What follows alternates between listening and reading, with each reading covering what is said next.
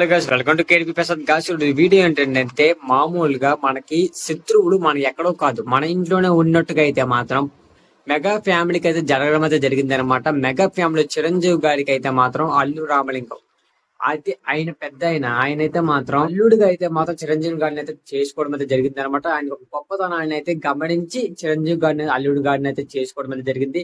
ఏదైతే తన బావ అయితే ఎవరైతే ఉన్నారో అల్లు అర్జున్ వాళ్ళ యొక్క ఫాదర్ అయితే మాత్రం ఎవరైతే ఉన్నారో అల్లు అరవింద్ గారు అయితే మాత్రం అల్లు అరవింద్ గారు చెయ్యమనిందే చిరంజీవి గారు చేశారు కాబట్టి చాలా వరకు అయితే మాత్రం ఇబ్బంది పడడం అయితే జరిగింది అనమాట.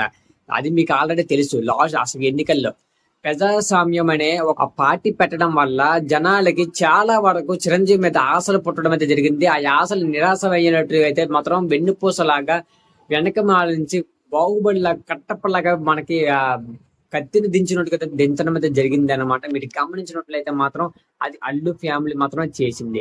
ఇక తర్వాత ఇప్పుడు రీసెంట్ గా 2024లో ఈ రకంగా జరిగింది అనమాట. ఏది అంటే పవన్ కళ్యాణ్ గారికి అయితే మాత్రం అదే అల్లు కుటుంబానికి చెందినటువంటి అల్లు అర్జున్ గారి అయితే మాత్రం మళ్ళీ వెన్నుపూస అయితే దింపడం అయితే జరిగింది అనమాట. అదే కత్తి రూపంలో అయితే మాత్రం మనకి ఒక కట్టప్ప టైప్ లో అయితే మాత్రం ఏ రకంగా అంటే వైసీపీ పార్టీకి చెందినటువంటి తన ఫ్రెండ్ ఎమ్మెల్యేకి సపోర్ట్ చేయండి అనే మాత్రం వైసీపీకి సపోర్ట్ చేయండి అనే మాత్రం చెప్పడం అయితే జరిగింది అనమాట. దానికి ప్రచారానికి కూడా అల్లు అర్జున్ గారు అయితే వెళ్ళడం జరిగింది. ఆ న్యూస్ మీకు ఆల్రెడీ తెలిసిందే.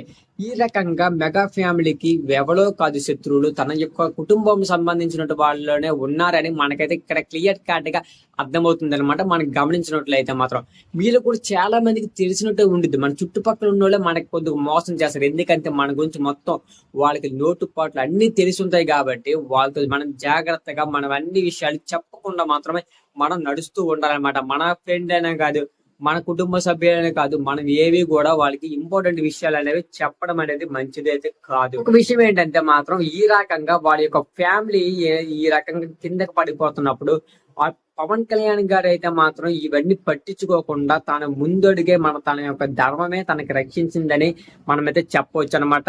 ఏదైతే అసెంబ్లీ గేట్ కూడా దాటలేరు అని చెప్పారో వాళ్ళు కూడా బిక్కమని అయిపోయేలాగైతే మాత్రం 21 సీట్స్ అయితే సాధించడం అయితే జరిగింది. పవన్ కళ్యాణ్ గారు అయితే తన యొక్క ఎక్కడ తగ్గాలో ఎక్కడ నెగ్గాలో అనేది తెలుసుకునేది పవన్ కళ్యాణ్ గారు మాత్రమే. ఈ రకంగా పవన్ కళ్యాణ్ గారు అయితే మాత్రం తను ఏదైతే అనుకున్నారో అది మాత్రం సాధించడం అయితే జరిగింది. ఈ అల్లు ఫ్యామిలీకి సంబంధించినటువంటి ఈ ఏదైతే ఉన్నారో అసలు అన్నిటి మాత్రం త్యజించి మన పవన్ కళ్యాణ్ గారు అయితే మాత్రం విజయాన్ని సాధించడం అయితే జరిగింది అనమాట. చాలా వరకు అయితే ప్రతి ఒక్కరైతే మాత్రం చాలా ఆనందంగా అయితే ఉన్నాడు. డిప్యూటీ సీఎం గా పవన్ కళ్యాణ్ గారు తన యొక్క సేవలు అందించడం అనేది చాలా అంటే చాలా ఆనందకరమైన విషయం అనమాట. ఓకే గాయ్స్, ఈ వీడియో ఇక్కడ ఎండింగ్ అయితే చేస్తున్నాను. ఈ వీడియో నచ్చితే లైక్ చేయండి, సబ్స్క్రైబ్ చేసుకుని బెల్ ఐకాన్ ఆన్ లో పెట్టుకుని నెక్స్ట్ వీడియోలో కలుద్దాం. Okay, bye.